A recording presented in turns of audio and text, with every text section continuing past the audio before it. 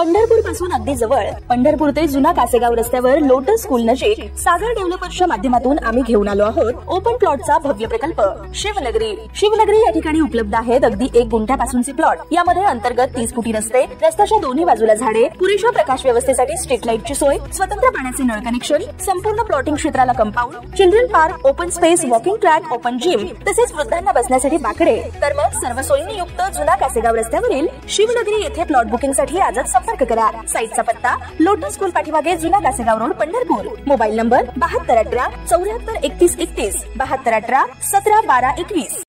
ताज्या घडामोडी पाहण्यासाठी आमच्या YouTube चॅनलवरील PVR म्हणजेच पंढरी वार्ता या न्यूजला सबस्क्राइब करा आणि शेजारील बेल आयकॉनवर क्लिक करा।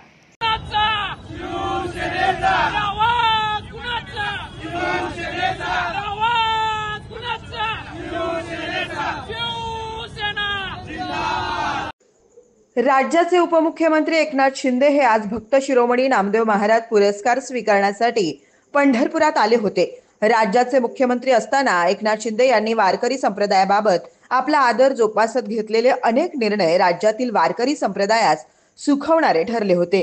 याची दखल घेत त्यांना आज हा पुरस्कार प्रदान करण्यात आला। उपमुख्यमंत्री एकनाथ शिंदे यांचे पंढरीत आगमन होताच त्यांचे शिवसैनिकांकडून युवा सैनिकांकडून जोरदार स्वागत करण्यात आलं।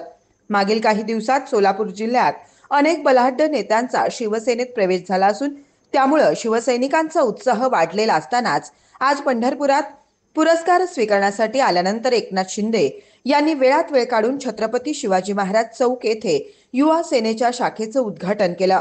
युवा सेना शहर प्रमुख संग्राम अभंगराव यांच्या शहरात शाखा विस्ताराच्या प्रयत्नातून या शाखेची स्थापना करण्यात आली आहे। त्यामुळे युवा सेनेच्या कार्यकर्त्यांचा उत्साह वाढला आहे।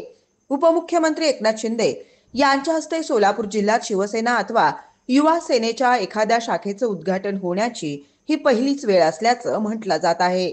यावेळी शिवसेनेचे लोकसभा संपर्क प्रमुख महेश साठे, जिल्हा प्रमुख शरणराज चौरे, ज्येष्ठ शिवसैनिक सुधीर अभंगराव यांच्या मार्गदर्शनाखाली आयोजित या शाखा उद्घाटन सोहळ्यास विविध पदाधिकारी व शिवसैनिक, युवा सैनिक मोठ्या संख्येने उपस्थित होते।